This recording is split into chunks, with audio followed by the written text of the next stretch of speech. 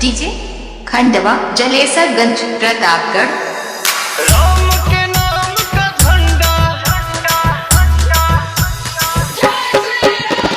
राम के नाम का झंडा लहरा है ये लहरेगा। राम के नाम का झंडा लहरा है ये लहरेगा। जब त्रेता में फहरा है कलयुग में भी फहरेगा।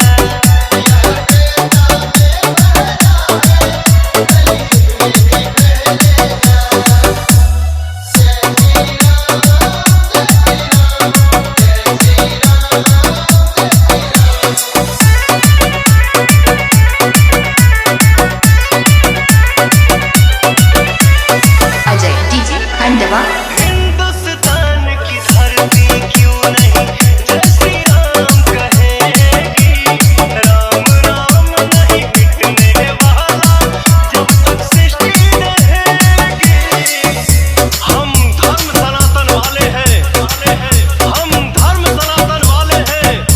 हमने पाया वरदान है, हर माँ के दिल में सीता है, हर सीने में प्रभु श्री राम है।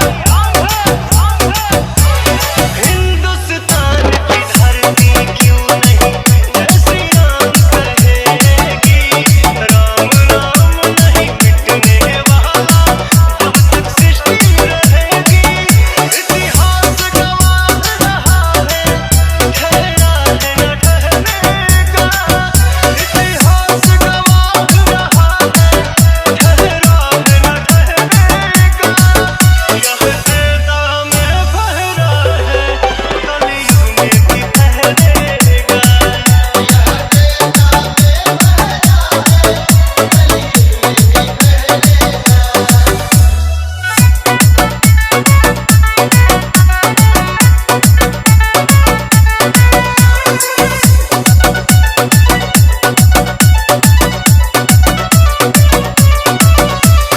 अजय डीजे खंडवा। बोल रही है गंगा, बोल रहा है पर्वत सागर। हर हिंदू के सीने में है राम नाम का आदर। हम मंदिर वही बनाएंगे, हम मंदिर वही बनाएंगे। कसम धरती माँ की है, अयोध्या तो एक झांकी है, अभी काशी मथुरा बाकी है। बोल रही है गंगा, बोल रहा है पर्वत सागर। हर हिंदू के सीने में है राम नाम का आदर। कहे बिना कौन अब सेवक हर घर से बहरेगा। कहे पुतों की पक अब सेवक हर घर से बहरेगा। यह त्रेता में फहरा है कलयुग में भी फहरेगा।